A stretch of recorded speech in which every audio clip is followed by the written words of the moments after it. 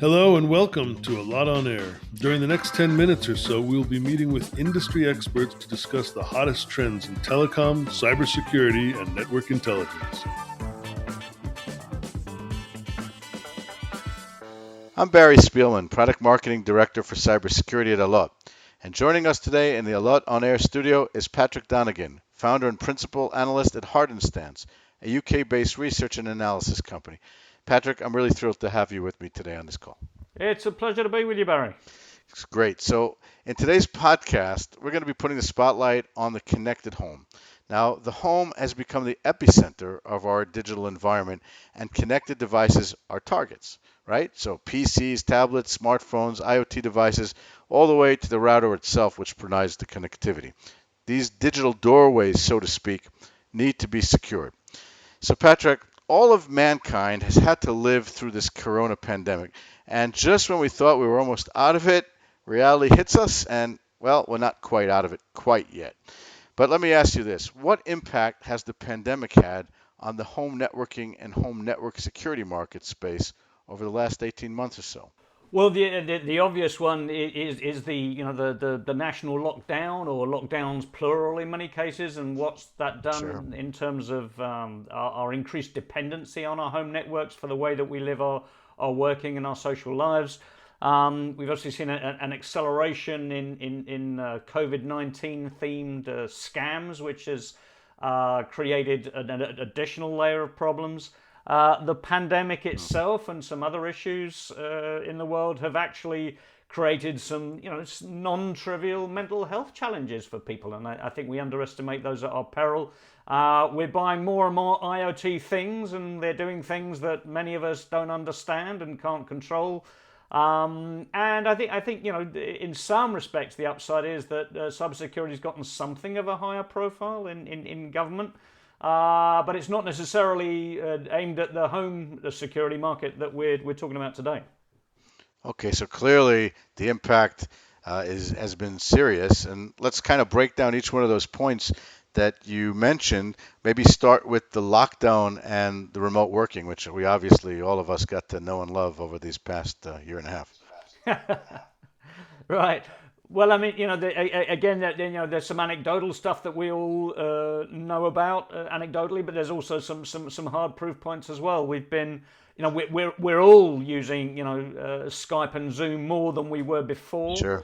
Many of us are using Skype and Zoom now for the first time. You've had tens of millions of folks using these applications for the very first time and incurring, some of the security risk that goes with that. Yeah. We know that. I got to tell you on that. My 91-year-old dad, who is not really the high-tech guy. I mean, this guy is now become the king of Zoom. I mean, it's crazy. Yeah, go ahead. I'm sorry. Go ahead. We all have some of those family stories as well. And we know that at least some part of that shift to greater dependency is permanent. Some of that shift to home working is permanent. We're not going to go back to the pre-pandemic world. We're not going to remain in lockdown forever. But we're moving to some kind of hybrid environment. I think we all understand that. The things that we're doing are just have more risk embedded in them, and it's one thing for your kids to be gaming online, and you can care about that or not. But actually, it's another thing for your kids to be dependent on their home network for their education, and we're going to see more of that in the future as well. We're all undertaking more medical consultations online. We're doing stuff, and we're saying things and disclosing things that we wouldn't have done before on the same scale. So we're undertaking, going back to the medical thing, some of us, we're sending photographs of ourselves, of parts of our body online that, many of us wouldn't have done before. Thought of it, yeah. Go ahead, sorry. Yeah, I was saying we wouldn't have thought to do that before. No, absolutely. So, and all these things carry more risk with them. I think that there's some data recently I just saw in the last couple of weeks from IBM Security where they said that on average, over the course of the pandemic, people have created an average of 15 new online accounts. That's an extraordinary, increase in the threat the threat surface that we expose ourselves to. And another interesting data point there, they said that 82% of the folks they had surveyed admitted to reusing passwords across those new accounts to at least some extent. So over the course of the pandemic, we've become more dependent, and we've opened up, our threat surface within our homes to a substantially greater extent than previously, and it ain't all going back. No, it's not going back. No question, our lives have changed and the risks have increased. So you mentioned acceleration in COVID-related scams. Can you go into that a bit? Yeah, so we see this ourselves, be it as not just because we're in the industry, but we see this as consumers and individuals ourselves. The scams relating to PPE, personal protective equipment, in the early stages of the pandemic, how to get access to that. Right. Scams relating to notifying you that of a government fine for breaching lockdown rules. Then it migrated on to laws promising access to vaccines. So the scammers are tracking our vulnerabilities and creating attack vectors that are designed to play on those vulnerabilities and those weaknesses. One of the big ones has been obviously I think a huge increase in scams focused on home deliveries, because we're so much more dependent on home deliveries now. And all that, on top of the traditional big ones, which are the house sale transactions, where you think you are paying your deposit or the full amount, God forbid, into your lawyer's account, and actually you've been scammed, you've been intervened, you've been sent to a dodgy website, and you've just paid your deposit or the whole amount to a criminal intermediary. So we've seen all that, and that's just created even more vulnerability at a point where we're already pretty vulnerable. Yeah, no question. So what about mental health challenges? You said that the pandemic was just one factor driving those challenges.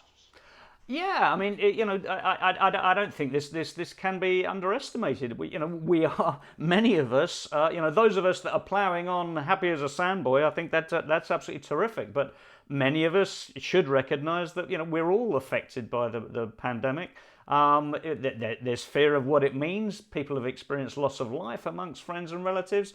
People have been unable to be with them when they've passed away. People have not been able to attend funerals. So the pandemic itself has caused tremendous grief for people, tremendous stress. On top of that, look, these are not terribly happy times at the end of the day. We have extreme weather events driven by climate change. We have issues around disinformation and fake news. We've got political divisions within countries. We've got the US and China squaring up against one another when we might have hoped they might have lived nicely together. It's not a happy time. And on a far smaller scale, I don't know about you, Barry, but I keep forgetting things, right? I mean, well, we are getting older. I mean, yeah. Well, I don't know that it's that. I keep saying to my wife, we did that 2 weeks ago, and she'll go, honey, it was yesterday. And I keep hearing people having the same thing.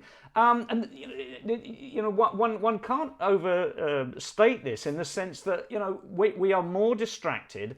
And that plays right into the hacker's hands. When we are in that level of distraction, we are far more likely to make mistakes, far more likely to. We're not on our guard. We're not to click on links that we shouldn't be clicking on. Absolutely. All right. So there's a lot of stuff going on here. So let's go into IoT. You mentioned that too, and that's of course something that unrelated to pandemic is growing so much in the last few years. What can you say about that? Well, I mean, we've seen the. I mean, I always laugh at the term smart home because smart home. Some of them are configured smartly. Some are anything but smart. There's been data come out of the UK in the last few months that said, over the first 6 months of the pandemic, the average UK household invested in an additional 2 IoT things that we plugged into our home routers. So that is continuing apace. Many of these things are doing exotic things that are increasing our exposure that many of us can't control and don't understand.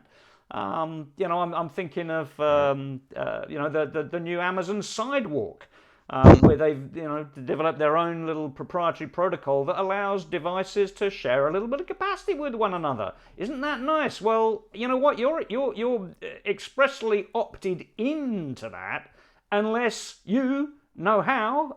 First of all, you have to be aware of it. Then you have to know how to opt out of it. So, we're putting more things into our home environments.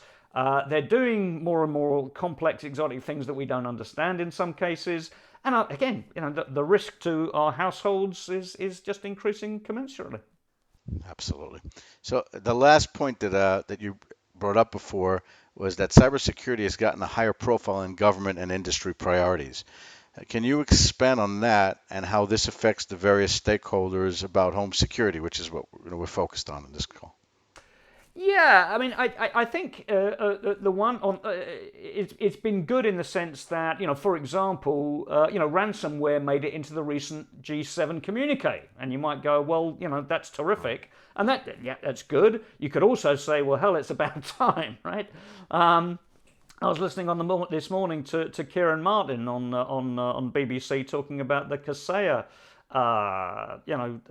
breach that's happened over the last couple of days. And he was saying that, up to 1 million organizations worldwide could end up with a ransom between $50,000 and $5 million each to get their network back.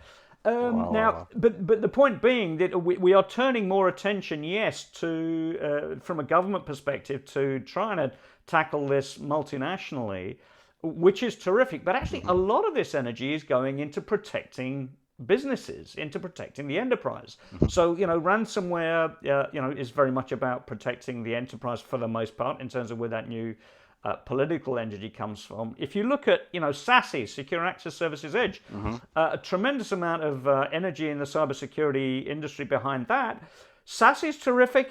There's a remote access component to that, which is it protects the employee in the home.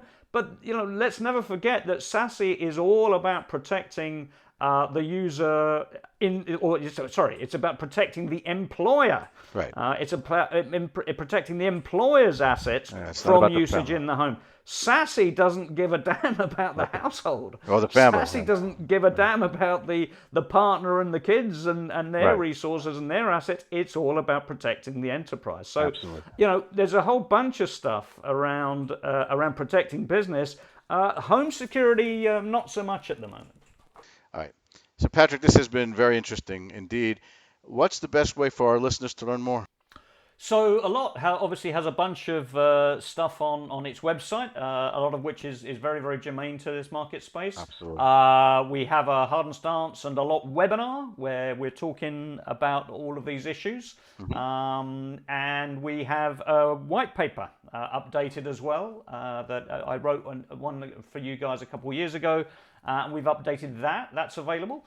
So yeah, there's a whole bunch of stuff out there to be talking about how telcos and ISPs can navigate the opportunity here. Absolutely, and we look forward to sharing that information with our listeners. Great, Patrick Donegan, founder and principal analyst at Hardenstance. Thank you so much for joining me today. Great pleasure. Great being with you, Barry. Thank you. That's it for today's episode. Thanks for listening. You can get more information about network intelligence and security solutions for service providers and enterprises on our website at allot.com. Subscribe to this podcast to make sure you hear about new trends and technologies on the next episode of Allot on Air.